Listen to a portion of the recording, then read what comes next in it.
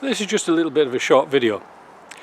You probably noticed on a lot of videos that does car repairs and things like that, they don't really tell you what the outcome of the repair actually was. Well, I remember I was putting a thermostat in this and I checked out the valves that weren't there in the manifold. It worked perfectly, absolutely perfectly. I used to drive 10 kilometers before it got warm. Now about a kilometer before it's starting to blow warm air out. Excellent. I can now go down to the shops, do my groceries, and when I come back it's nice and toasty to put back into its hut outside. So it did work. Now I was reading through some comments on this repair later, and I found out that Ford garages in the United States were charging $600 to change the thermostat.